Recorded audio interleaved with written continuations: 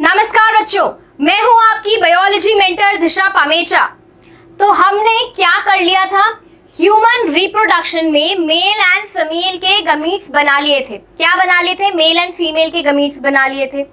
Mail का हमने sperm बना लिया था, फीमेल का हमने क्या बना लिया था? ओवम बना लिया था, राइट। अब सेक्सुअल रिप्रोडक्शन को कंप्लीट करने के लिए क्या करना पड़ता है? मेल गमीट और फीमेल गमीट का क्या करवाना पड़ता है? फ्यूजन करवाना पड़ता है। और इस फ्यूजन को हम क्या बोलते हैं? फर्टिलाइजेशन बोलते हैं। आ रही है बात समझ में? हम ह्यूमंस में जब फर्टिलाइजेशन हो जाता है तो क्या बनता है?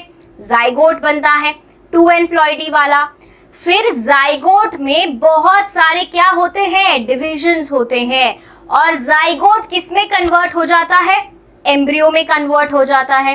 फिर वो एम्ब्रियो धीरे धीरे पूरी फलोपियन ट्यूब क्रॉस करते हुए कहां पर आता है? यूट्रस पे आता है। और यूट्रस की लाइनिंग में, वॉल में अटैच हो जाता है, इम्बेड हो जाता है। आ रही है बात समझ? इस प्रोसेस को हम क्या बोलते हैं? इम्प्लांटेशन बोलते हैं। तो आज हम इस क्लास में बात करने वाले हैं हमारे फर्टिलाइजेशन के बारे में एंड इम्प्लांटेशन के बारे में। चलिए, तो हमने क्या बोला कि हमारा मेल गमीट हम बना चुके हैं, राइट। क्या था हमारा मेल गमीट? हमारा मेल गमीट था स्पर्म, ठीक है। स्पर्मेटोजेनेसिस से बनाया था, बिल्कुल बनाया था। प्लॉइडी क्या थी? एन थी, सही हो गया भाई। अब हमारे पास क्या है? फीमेल गमीट है। क्या है? फीमेल ने भी गमीट बनाया है कि नहीं बनाया? बिल्कुल बनाया है। फीमेल में भी क्या हुआ है? oogenesis हुआ है और उसने क्या बनाया है? एक ओवम बनाया है। क्या बनाया है? ओवम बनाया है। ओवम की प्लॉइडी कैसी है? ओवम भी बिल्कुल मियोसिस से बना है, तो एनप्लॉइडी लेकर आया है। यस और नो, राइट। अब हमारे को, क्योंकि ये सेक्सुअल रिप्रोडक्शन है, इन दोनों को क्या करना पड़ेगा? फ्यूजन करवाना पड़ेगा। क्या करवाना पड़ेगा? इन दोनों का फ्यूजन करवाना पड़ेगा। मतलब कि हमारे पास क्या है? एक स्पर्म है और हमारे पास में एक ओवम है, राइट। और इन दोनों का हमारे को क्या करवाना पड़ेगा? फ्यूजन करवाना पड़ेगा। और इस फ्यूजन के प्रोसेस को हम क्या बोलकर जाते हैं? फर्टिलाइजेशन बोलकर जाते हैं। क्या बोलकर जाते हैं? फर्टिलाइजेशन बोलकर जाते हैं। आई बात समझ में? आई नहीं आई? राइट। अब फर्टिलाइजेशन से एक सिंगल सेल बनेगा। क्या बनेगा? एक सिंगल सेल बनेगा, बिल्कुल बनेगा। अब ये जो सिंगल सेल है, इसके पास मेल गमीट से एन आया, फीमेल गमीट से एन आया। सो एन प्लस एन कितना हो गया? 2n। इसकी प्लॉइडी नंबर हो गई। इस सेल को हम क्या बोलते हैं? इस सेल को हम बोलते हैं जाइगोट। क्या बोलते हैं? जाइगोट बोलते हैं। आ रही है बात समझ में? तो क्या हो रहा है? जब मेल और फीमेल गमीट फ्यूज करेंगे, इस प्रोसेस को हम फर्टिलाइजेशन बोलेंगे एंड इसका एंड प्रोडक्ट क्या होगा? जाइगोट होगा। आई बात समझ में? अब ध्यान देने वाली बात ये है कि भाई हमारा जो फीमेल का गमीट है वो क्या है? इमोबाइल है, अपनी जगह से या फीमेल की बॉडी से बाहर नहीं जा सकता है। लेकिन हमारा जो मेल का गमीट है, हमारे मेल के पास में क्या है? उस गमीट को फीमेल में ट्रांसफर करने का ऑर्गन भी है, that is copulatory organ, penis. तो मेल से क्या होएगा? फीमेल में स्पर्म्स को ट्रांसफर किया जाएगा। And the process of transferring sperms by a male into a female genital tract, इसको हम क्या बोलते हैं? इंसेमिनेशन बोलते हैं। आ रही है बात समझ में? तो क्या करना पड़ेगा हमारे को? सबसे पहले आपको क्या करना पड़ेगा? आपको जो स्पर्म्स हैं उनको कहाँ पहुंचाना पड़ेगा? स्पर्म्स को विजाइनल ट्रैक्ट में पहुंचाना पड़ेगा। क्या करना पड़ेगा? विजाइनल ट्रैक्ट में पहुंचाना पड़ेगा। And this is done by the process known as insemination. क्या बोलते हैं इसको?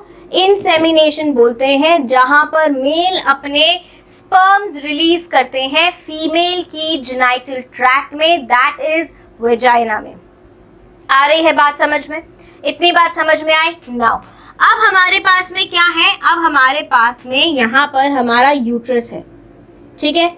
ये ऐसे क्या है? यूट्रस हो गया हमारा, ये ऐसे, राइट। एंड यहाँ पर क्या है, ये हमारी वेजाइनल ट्रैक्ट हो गई, ठीक है। And this is our fallopian tube, right. This is our fallopian tube, ठीक है। अब क्या हो रहा है, इसके अंदर यहाँ पर हमारे पास में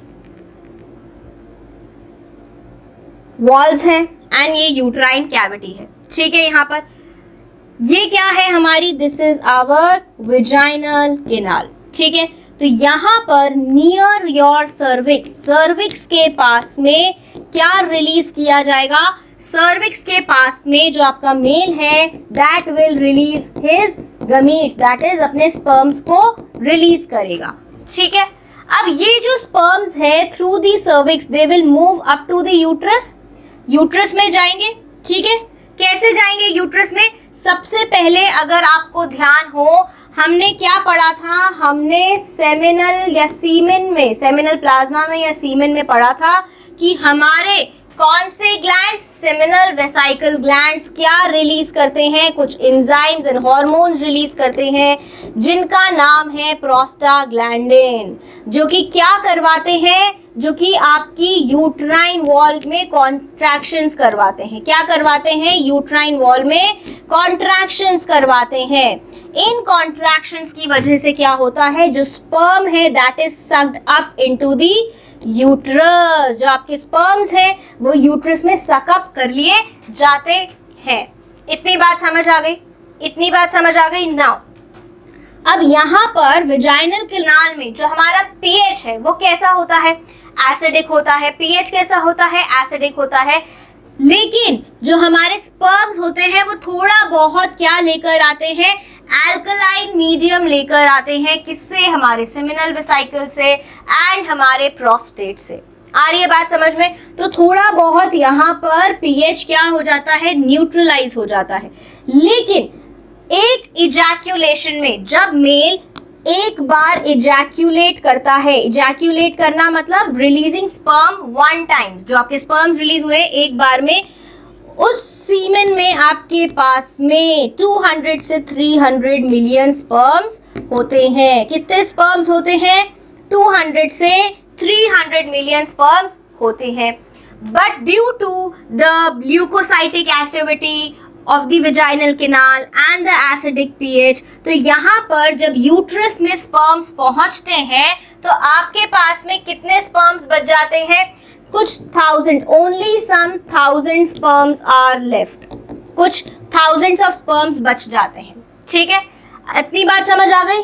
अब यहाँ से क्या हो रहा है, आपका स्पर्म धीरे धीरे अपने आप, स्पर्म के पास क्या था, स्पर्म के पास हमारा आगे यहाँ पर एक्रोसोम था, यस और नो, एक्रोसोम था।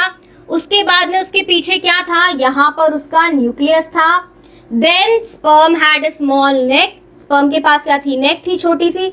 और उसके बाद क्या था, एक मिडिल पीस था जिसके अंदर क्या थे, बहुत सारे माइटोकॉन्ड्रिया थे। And the sperm had a tail, the sperm had a tell.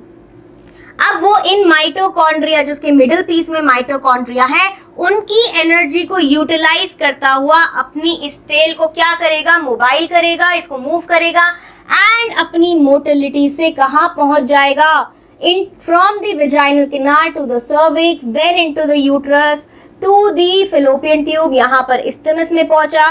और यहाँ पर हमारे जो ब्रॉड रीजन होता है दैट इज एम्प्यूला, वहां पहुंचेगा। कहाँ पहुंचेगा, एम्प्यूला तक हमारा स्पर्म जो है वो अपनी टेल की मोटिलिटी से पहुंचेगा। सिमिलर वे में ऐसे ही हमारे पास क्या हुआ था, यहाँ पर हमारे पास ओवरी थी। ओवरी क्या रिलीज कर रही है अपना, ओवरी रिलीज कर रही है एग, राइट, जो कि मूव करते करते क्या है हमारे पास में, फलोपियन ट्यूब में पेरिस्टाल्टिक मूवमेंट है। क्या है, पेरिस्टाल्टिक मूवमेंट है। साथ ही में हमारी फलोपियन ट्यूब के अंदर क्या है, बहुत सारे छोटे छोटे छोटे छोटे हेयर लाइक स्ट्रक्चर्स हैं जिनको क्या बोला गया है, सीलिया बोला गया है। तो सीलियरी मूवमेंट के साथ में, पेरिस्टाल्टिक मूवमेंट के साथ में हमारा जो ओवम है, ये जो ओवम दिख रहा है आपको यहाँ पर, ये जो ओवम है this moves also to the ampullary region. कहाँ पहुंच रहे हैं, यहाँ से स्पर्म पहुंच रहा है और ओवरी से ओवा पहुंच रहा है। एंड जब ये दोनों स्पर्म और ओवा साथ साथ में अगर एम्पुलरी स्टमक रीजन में पहुंच रहे हैं तो क्या होएगा, उनका फ्यूजन होएगा, फर्टिलाइजेशन होएगा। इतनी बात समझ आ गई, राइट। सो रिलीज होने के, ओवा रिलीज होने के 24 आवर्स तक वायबल रहता है। कितने आवर्स तक? 24 आवर्स तक वायबल रहता है। एंड स्पर्म की जो लाइफ होती है दैट इज अराउंड 48 आवर्स तक ये भी वायबल रहता है। इतनी बात समझ आ गई। तो यहाँ पर फर्टिलाइजेशन के लिए दोनों को एक साथ पहुंचना पड़ेगा। कहाँ पर? एम्पुलरी रीजन में। इतनी बात समझ आई। चलो आगे देखते हैं। अब हमारे पास में क्या है, हमने ओवा देखा था। ओवा कैसा था? ये हमारा क्या है, ओवा की प्लाज्मा मेम्ब्रेन है, राइट। ये क्या है, हमारी ओवा की प्लाज्मा मेम्ब्रेन है। अब इस ओवा की प्लाज्मा मेम्ब्रेन के बाहर कौन सी मेम्ब्रेन थी हमारी? Zona pellucida. कौन सी मेम्ब्रेन थी? ज़ोना पेल्यूसिडा थी। यस और नो? ज़ोना पेल्यूसिडा थी। और ज़ोना पेल्यूसिडा के बाहर एक और सेल्स की लेयर थी जिसको हमने क्या बोला था? जिसको हमने बोला था कोरोना रेडियाटा। क्या बोला था? ये कोरोना रेडियाटा की लेयर भी बाहर प्रेजेंट थी। याद आ रही है बात? स्ट्रक्चर याद आ रहा है ओवा का? ठीक है। तो अब यहाँ पर क्या होगा, जो हमारा स्पर्म आएगा उसको किस किस को ब्रेक करना पड़ेगा? पहले अंदर एंट्री लेने के लिए कोरोना रेडियाटा को ब्रेक करना पड़ेगा, कोरोना रेडियाटा। देन उसको किसको ब्रेक करना पड़ेगा? ज़ोना पेल्यूसिडा को ब्रेक करना पड़ेगा। किसको ब्रेक करना पड़ेगा? ज़ोना पेल्यूसिडा को ब्रेक करना पड़ेगा। एंड देन प्लाज्मा मेम्ब्रेन के साथ में अपनी प्लाज्मा मेम्ब्रेन को फ्यूज करवाना रहेगा। इतनी बात समझ आ गई। और फिर जो सेंट्रली यहाँ पर न्यूक्लियस प्रेजेंट है उसके साथ में क्या करना पड़ेगा? अपने न्यूक्लियस का फ्यूजन करवाना पड़ेगा। आ रही है बात समझ में? तभी हमारा क्या कंप्लीट होएगा? फर्टिलाइजेशन कंप्लीट होगा। अब मान लो हमारे पास में यहाँ क्या आ गए हैं, हमारा स्पर्म आ गया है। ये कौन है हमारा? ये हमारा स्पर्म, उसकी नेक, उसका ये middle piece, and middle piece के साथ में ये अपनी टेल के साथ में कहाँ आ गया है? एग के पास में आ गया है। ठीक है। अब इसके आगे जो इसका हेड है स्पर्म का, इसमें हमने क्या बनाया था? एक एक्रोजोम बनाया था। क्या बनाया था? एक्रोजोम बनाया था। और एक्रोजोम के पीछे क्या था? न्यूक्लियस था। क्या था? न्यूक्लियस था, राइट।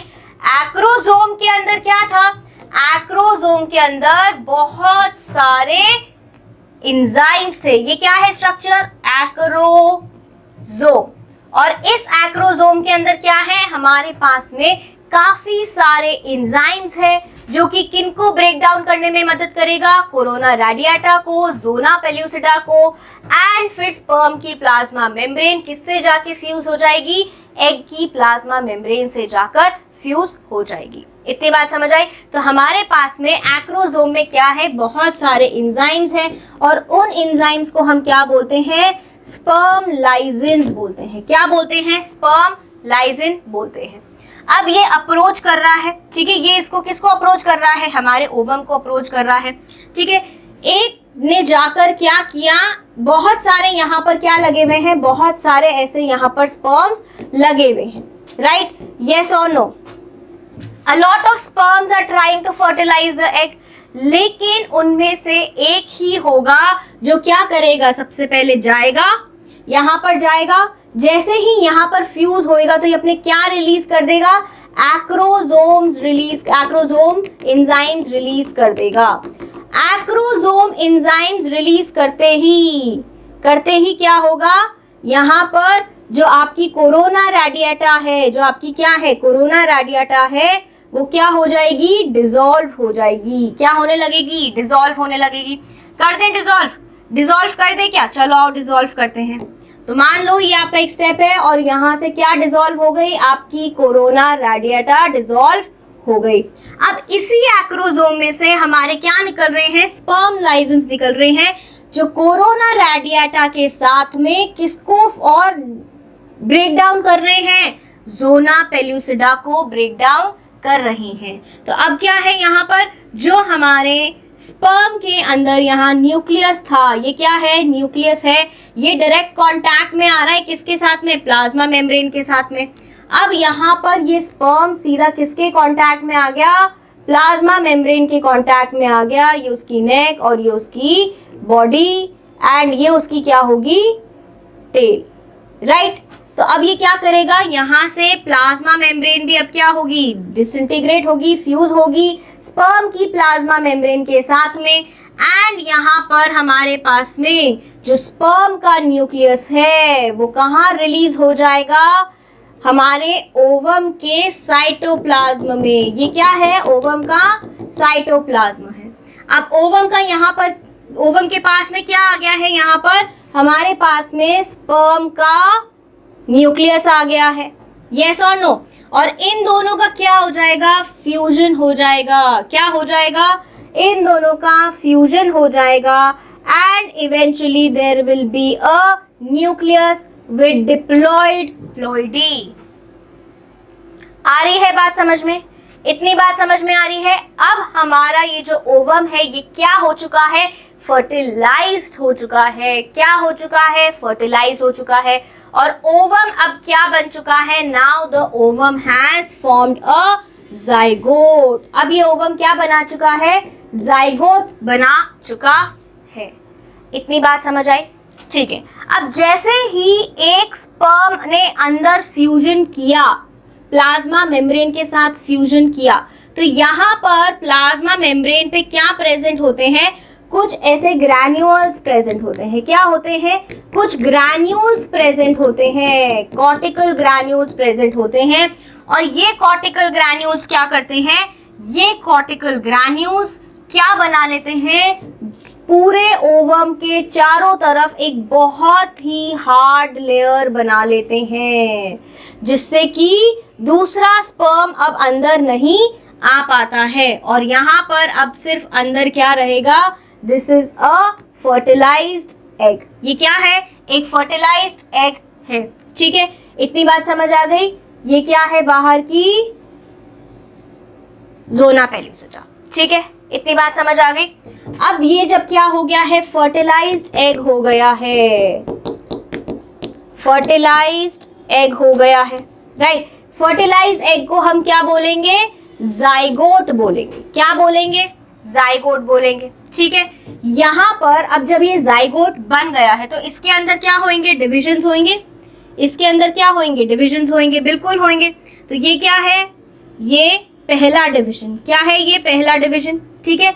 कैसे डिवीजन हो रहे हैं, रैपिड माइटोटिक डिविजन्स। कैसे हो रहे हैं, अगर वो 2n है तो ये दोनों सेल्स भी कैसे होंगे, 2n 2n होंगे, ठीक है। आ रही है बात समझ में, बात समझ में आ रही है या नहीं आ रही है।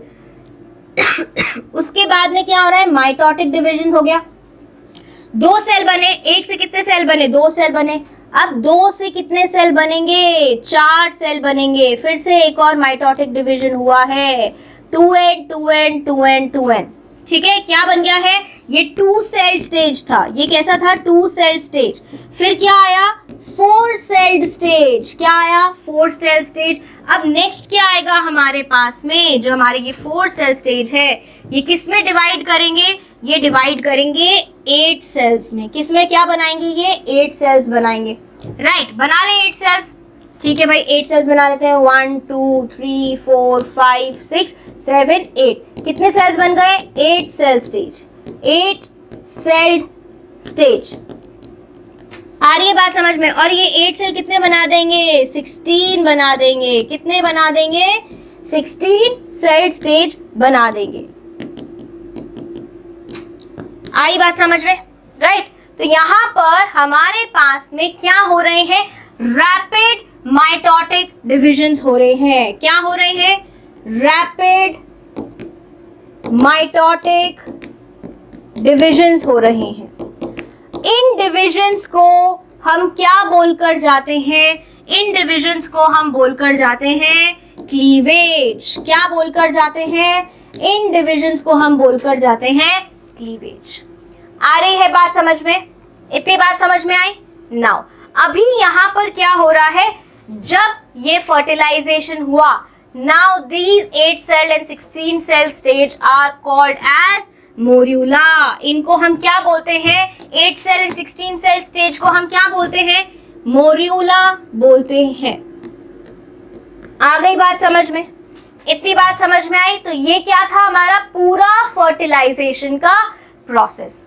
Got it? नाउ ये देखेंगे अब यहाँ पर तो क्या हो रहा है, सबसे पहले release of sperm in vagina during copulation, coitus और सेक्सुअल इंटरकोर्स। तो इसको हम क्या बोलेंगे? प्रोसेस को इंसेमिनेशन बोलेंगे। क्या बोलेंगे?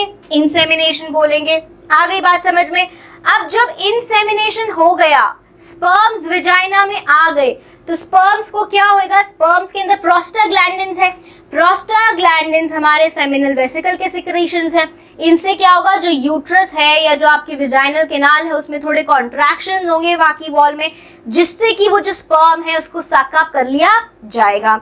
जब सकअप हो गए तो जो स्पर्म्स हैं वो अपनी मोटिलिटी से फटाफट स्विम करेंगे, सर्विक्स से इस्थमस पे पहुंचेंगे और इस्थमस से कहाँ पहुंचेंगे?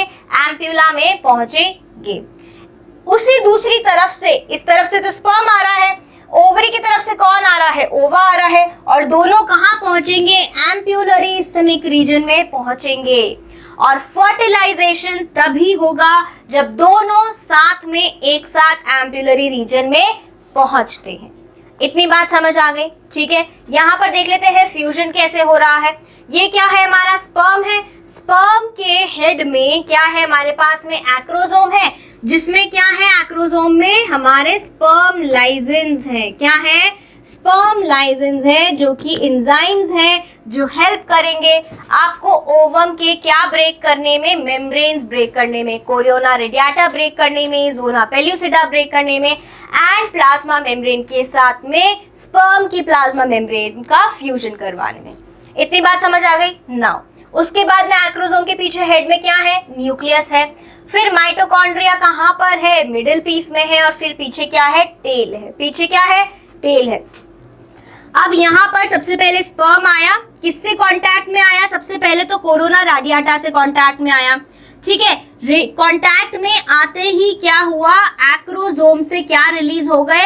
स्पर्म लाइजेंस रिलीज हो गए, जिससे कि क्या ब्रेक डाउन हो गई? आपकी कोरोना रेडियाटा भी ब्रेक डाउन हो गई एंड जोना पेल्यूसिडा भी ब्रेक डाउन हो गई। जब ये सब ब्रेक डाउन हो गया तो अब क्या बचा उस एक्रोसोम के पीछे? न्यूक्लियस बचा। तो न्यूक्लियस क्या करेगा? न्यूक्लियस रिलीज कर दिया जाएगा। ये देखो न्यूक्लियस क्या हो गया है? रिलीज हो गया है। और जो स्पर्म के टेल है और जो मिडिल पीस है वो लॉस्ट हो गए हैं। यहाँ पर एग के या ओवम के न्यूक्लियस के पास में आपका स्पर्म का न्यूक्लियस आ जाएगा। कहाँ पर? ओवम के साइटोप्लाज्म में। और वहां क्या हो जाएगा?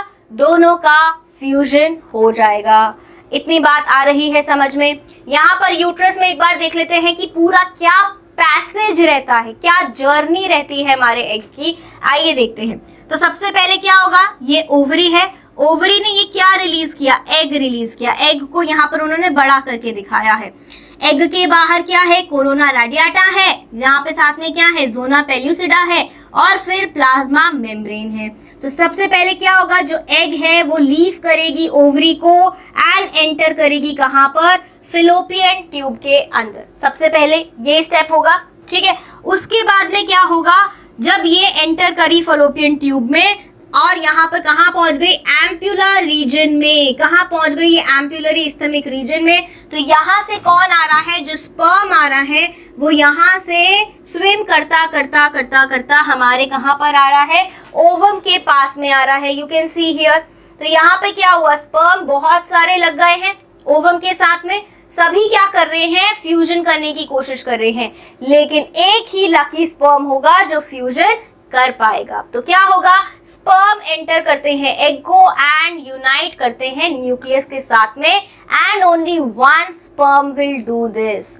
जैसे ही एक स्पर्म न्यूक्लियस के साथ में फ्यूज कर लेता है, जो कॉर्टिकल ग्रैन्यूल्स हैं वो क्या बना देते हैं? एक बहुत ही टफ मेम्ब्रेन बना देते हैं। क्या बना देते हैं, एक बहुत ही टफ मेम्ब्रेन बना देते हैं जिसको कोई भी और स्पर्म फ्यूज नहीं कर सकता या ब्रेक नहीं कर सकता है। एंड इसको हम बोलते हैं पॉलीस्पर्मी अवॉइड करना। पॉलीस्पर्मी अवॉइड करना मतलब बहुत सारे स्पर्म्स आके एक साथ फ्यूजन करें। इसको अवॉइड करने के लिए क्या करना पड़ता है, एक स्पर्म के फ्यूजन के बाद में जो चारों तरफ की मेम्ब्रेन है उसको क्या कर दो, बहुत ज्यादा हार्डन कर दो, जिससे कि और कोई दूसरा स्पर्म एंट्री नहीं ले सके। ये हो गया। अब यहाँ से क्या होगा, यहाँ से जैसे ही ये फर्टिलाइज्ड एग बना, जाइगोट बना, रैपिड बहुत सारे माइटोटिक डिवीजन, क्लीवेज चालू हो जाएगा। जैसे कि आप यहाँ देख सकते हो, फर्टिलाइज्ड एग इज डिवाइडिंग, यहीं पे फैलोपियन ट्यूब में डिवीजन चालू हो गया। 2 cell stage, 4 cell stage, 8 cell stage and 16 cell stage यहाँ आ जाएगा, जिसको हमने क्या बोला है, मॉर्यूला बोला है। क्या बोला है, मॉर्यूला बोला है। इतनी बात समझ आ गई, इतनी बात समझ आई। चलिए अब क्या हो रहा है, हमारा फ्यूजन हो गया स्पर्म का ओवा के साथ में। स्पर्म ने कांटेक्ट किया जोना पेल्यूसिडा को, जो कि ओवम की एक लेयर थी, उसको ब्रेक किया। जैसे इसको ब्रेक किया और अंदर एंट्री हुई प्लाज्मा मेम्ब्रेन के अंदर, न्यूक्लियस साइटोप्लाज्म में छोड़ा गया, फ्यूजन हुआ, तो जो भी एडिशनल स्पर्म्स थे उनकी एंट्री क्या हो गई, अब ब्लॉक हो गई। क्या हो गई, ब्लॉक हो गई। एंड ओनली एक ही स्पर्म फ्यूज करता है ओवा के साथ में। क्या करता है, एक ही स्पर्म फ्यूज करता है ओवा के साथ में। सिक्रीशन होंगी किसके, एक्रोसोम के, जो कि हेल्प करेंगे स्पर्म को क्या ब्रेक करने में, zona pellucida and your plasma membrane. Sperm enter करेगा साइटोप्लाज्म ऑफ ओवा में, स्पर्म का न्यूक्लियस जाएगा एंड सेकेंड मियोटिक डिवीजन, जो हमारा कहाँ अटक गया था, सेकेंडरी oocyte, याद है आपको कहाँ अटक गया था, सेकेंड मियोसिस में अटक गया था, राइट, मेटाफेज पे अटक गया था। जैसे ही वो होता है, स्पर्म की एंट्री होती है, वैसे ही सेकेंड मियोटिक डिवीजन कंप्लीट हो जाता है। फिर क्या बन जाती है, एक पोलर बॉडी बन जाती है, जो कि क्या हो जाती है, डीजेनरेट हो जाती है। सेकेंड मियोटिक डिवीजन कैसा है, अनइक्वल डिवीजन है। क्यों अनइक्वल है, क्योंकि एक तो क्या बना, एक सेंट्रल न्यूक्लियस बना और एक साथ में क्या बन गया, सेकेंडरी oocyte बना और एक क्या बन गई, हैप्लॉइड बॉडी बन गई। यस और no, second polar body form हो जाती है और हैप्लॉइड ओवम फॉर्म हो जाता है, जिसको हम क्या बोलते हैं, ऊटेड बोलते हैं। क्या बोलते हैं, ऊटेड बोलते हैं। अब जब इसी ऊटेड के साथ में स्पर्म के न्यूक्लियस का और ऊटेड के ओवम के न्यूक्लियस का फ्यूजन होता है, तब क्या बन जाता है, जाइगोट बन जाता है। इतनी बात समझ आई। अगर हम यहाँ पर क्या देखें, हमारे जो ओवम का डिवीजन है, सेकेंड माइटोटिक डिवीजन, तो क्या होगा, ग्राफिन फॉलिकल से निकला था, यस और नो, ग्राफिन फॉलिकल से सेकेंडरी oocyte निकला। सेकेंडरी oocyte कहाँ अरेस्ट हो गया था, मेटाफेज में, मियोसिस 2 के मेटाफेज में अरेस्ट हो गया था, राइट। एक पोलर बॉडी तो यही बन गई थी। अब क्या होगा, जैसे ही फर्टिलाइजेशन हुआ वैसे ही ये कंप्लीट हो जाएगा। कंप्लीट होके सेकेंड पोलर बॉडी बनेगी, जो कि क्या हो जाएगी, डीजेनरेट हो जाएगी। एंड हमारा क्या बनेगा, यहाँ पे ऊटेड बनेगा एंड ऊटेड फ्यूज करेगा और क्या बना लेगा, जाइगोट बना लेगा। यही अगर फर्टिलाइजेशन नहीं होता है तो हमारा जो oocyte है, सेकेंडरी oocyte, जो कि ग्राफियन फॉलिकल में से बाहर निकला था, वो क्या होएगा, डाई हो जाएगा। क्योंकि सेकेंडरी oocyte की लाइफ कितनी बताई थी अपन ने, कितनी पढ़ी अपन ने सेकेंडरी oocyte की लाइफ, 24 आवर्स। अगर 24 आवर्स के अंदर हमारे पास में फर्टिलाइजेशन नहीं हुआ तो हमारा एग क्या हो जाएगा, द एग विल डाई। इतनी बात समझ आ रही है। तो हमारा क्या बना, जाइगोट बना। क्या बना, जाइगोट बना। जाइगोट से फर्दर डिवीजन होके क्या बना, ब्लास्ट्यूला बना, मोरियूला बना। क्या बना, मोरियूला, जो कि क्या थी, 8 to 16 sailed stage. 8 to 16 sailed stage हमारी मोरियूला की थी। एंड मोरियूला से फिर हमारा क्या बना, ब्लास्टोसिस्ट बना। तो यहाँ पर ये क्या आया, एक अलग सा नाम आया। अब जब हमारे मोरियूला में फर्दर डिविजन्स हो गए तो क्या बनेगा, एक बाहर तो मेम्ब्रेन बनेगी, किसकी, हमारे जो सेल्स हो रहे हैं जिनमें बहुत ज़्यादा डिवीजन हो गया है, 64 सेल्ड डिवीजन हो गया है। क्या हो गया है, 64 सेल डिवीजन हो गया है, ठीक है। इसको बोलेंगे हम 64 सेल डिवीजन। अब यहाँ पर क्या हो रहा है, अब यहाँ पर हमारे पास में क्या बन रही है, एक कैविटी बन रही है। क्या बन रही है, कैविटी बन रही है, राइट। यहाँ पर क्या हुआ, एक तो आउटर मेम्ब्रेन रह गई, क्या रह गई, एक आउटर मेम्ब्रेन रह गई, ठीक है, राइट। और यहाँ पर एक तरफ में लगा हुआ क्या रह गया, कुछ सेल्स लगे हुए रह गए। क्या लगे हुए रह गए, कुछ सेल्स लगे हुए रह गए, ठीक है। इस बाहर वाली मेम्ब्रेन को हमने क्या बोला है, इस बाहर वाली मेम्ब्रेन को हमने बोला है ट्रोफोब्लास्ट। क्या बोला है, ट्रोफोब्लास्ट। याद आ रहा है कि नहीं आ रहा है। और ये जो इनर सेल मास है, जो सेल्स है, इनको हमने क्या बोला था, इनर सेल मास। अब इस पूरे स्ट्रक्चर को हम क्या बोलकर जा रहे हैं, स्ट्रक्चर को बोलकर जा रहे हैं ब्लास्टोसिस्ट। क्या बोलकर जा रहे हैं, ब्लास्टोसिस्ट बोलकर जा रहे हैं। यही है वही स्ट्रक्चर जिसको ब्लास्टोसिस्ट बोला है। एंड ये जो आपको कैविटी दिख रही है, इस कैविटी को हम बोलते हैं ब्लास्टोसील। क्या बोलते हैं, ब्लास्टोसील। अब ब्लास्टोसिस्ट में आपको दो चीजें दिख रही है, trophoblast and inner cell mass. दोनों के क्या क्या फंक्शन है ये देख लेते हैं, आ जाओ। तो क्या है हमारे पास, सबसे पहले हमारे पास है ट्रोफोब्लास्ट। क्या है, ट्रोफोब्लास्ट है, राइट। एंड दूसरा हमारे पास में क्या है, इनर सेल मास है। क्या है, इनर सेल मास, राइट। इतनी बात समझ आ रही है कि नहीं आ रही है। तो जो यहाँ पर ट्रोफोब्लास्ट है उसका काम क्या है, अब यहाँ पर क्या हो गया है, पूरा हमारा क्या डिवीजन हो गया है, थोड़ा बहुत यहाँ पर एम्ब्रियो का डेवलपमेंट भी हो गया है। अब यूट्रस में तो रह नहीं सकता ना कि यूट्राइन कैविटी में रह ले, कहीं ना कहीं उसको लगना पड़ेगा, अटैच होना पड़ेगा, ताकि इसको क्या मिल सके, न्यूट्रिशन मिल सके। इसको आगे फर्दर डिवाइड भी तो करना है, डेवलप भी तो करना है, तो इसको क्या चाहिए, न्यूट्रिशन चाहिए। तो न्यूट्रिशन के लिए ये कहाँ अटैच हो जाता है, यूटेराइन वॉल में अटैच हो जाता है। किस पर अटैच होता है, एंडोमेट्रियम के ऊपर अटैच होता है। तो एंडोमेट्रियम के ऊपर ये किसकी मदद से अटैच होता है, ट्रोफोब्लास्ट हेल्प करती है, helps the embryo or blastocyst to attach to endometrium। endometrium से अटैच करने में मदद करती है। आ रही है बात समझ में, राइट। एंड जो इसके अंदर का ये इनर सेल मास है, ये क्या होने लगता है, डेवलप होने लगता है और डिफरेंशिएट करता है इनटू जर्म लेयर्स। किसमें, जर्म लेयर्स बनाता है। क्या बनाता है ये, जर्म लेयर्स, ठीक है।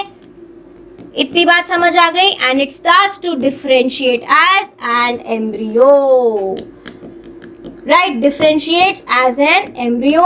और क्या बनाता है, हमारी जर्म लेयर्स बनाता है।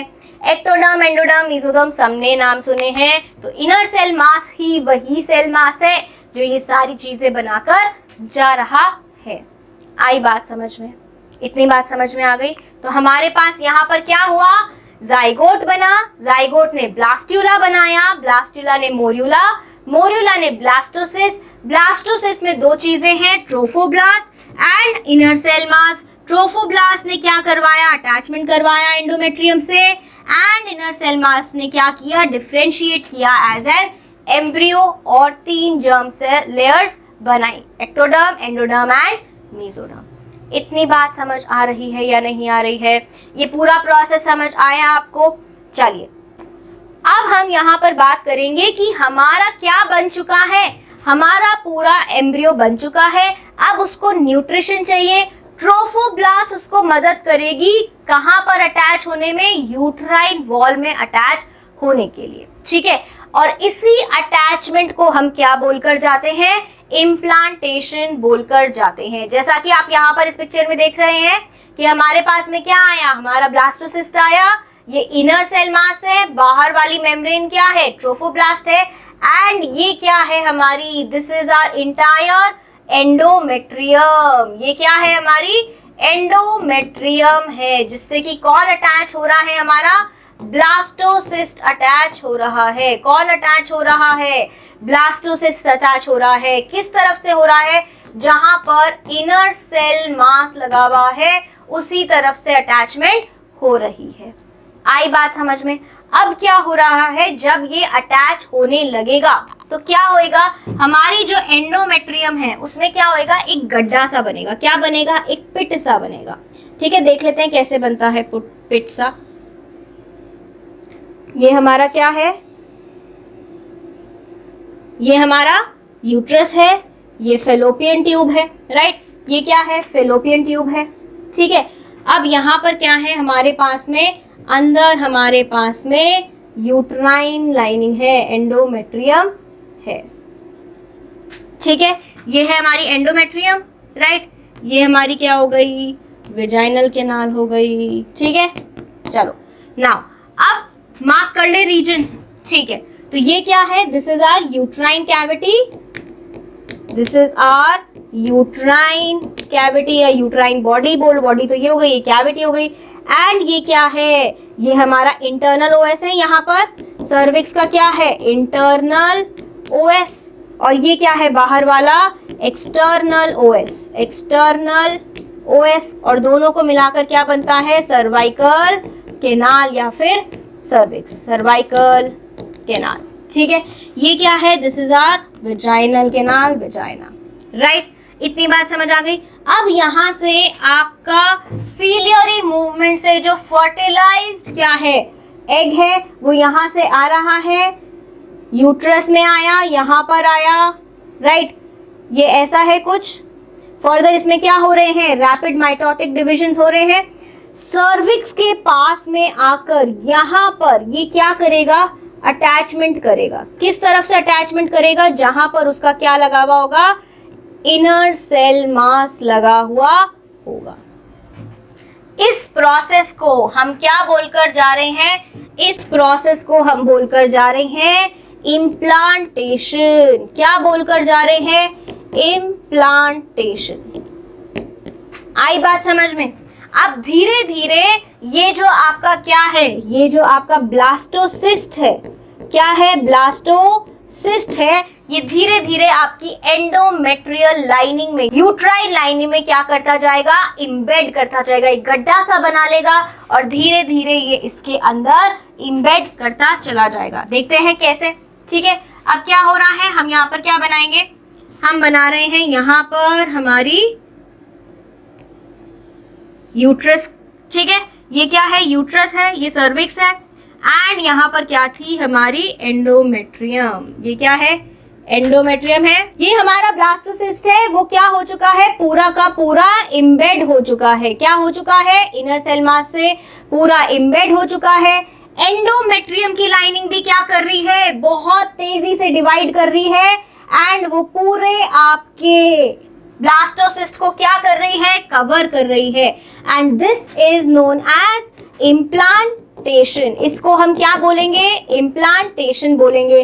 कहाँ हो रहा है ये, एंडोमेट्रियम में हो रहा है। कहाँ हो रहा है, एंडोमेट्रियम में हो रहा है। इतनी बात समझ आ गई, इतनी बात समझ आई। नाउ तो ये क्या हो रहा है, जब अटैचमेंट हो रहा है तब हमारे यूट्राइन सेल्स जो है एंडोमेट्रियम की, वो डिवाइड करेंगे रैपिडली, बहुत ही तेजी से, एंड पूरे ब्लास्टोसिस्ट को क्या कर लेंगे, कवर कर लेंगे। उसके बाद में जो ब्लास्टोसिस्ट है वो पूरा का पूरा एंडोमेट्रियम लाइनिंग में अंदर धंस जाएगा, इम्बेड हो जाएगा, and this will be called as conception, या फिर यहां से हम बोलेंगे that the lady has become pregnant. जैसे ही आपका इम्प्लांटेशन पूरा कंप्लीट होगा, the lady will, the female conceives, the female conceives. ठीक है, एंड इसी कॉन्सेप्शन को हम क्या बोलते हैं, प्रेगनेंसी बोलते हैं। क्या बोलते हैं, प्रेगनेंसी बोलते हैं, and we will call the female pregnant. क्या बोलेंगे, फीमेल को प्रेग्नेंट बोलेंगे। इतनी बात समझ आ गई। अब नेक्स्ट क्लास में हम बात करने वाले हैं हमारे प्रेगनेंसी के, और साथ ही में और भी बहुत सारे प्रेगनेंसी में जो स्टेजेस आते हैं उनके बारे में। तो मिलते हैं आपसे नेक्स्ट क्लास में, तब तक के लिए बाय बाय।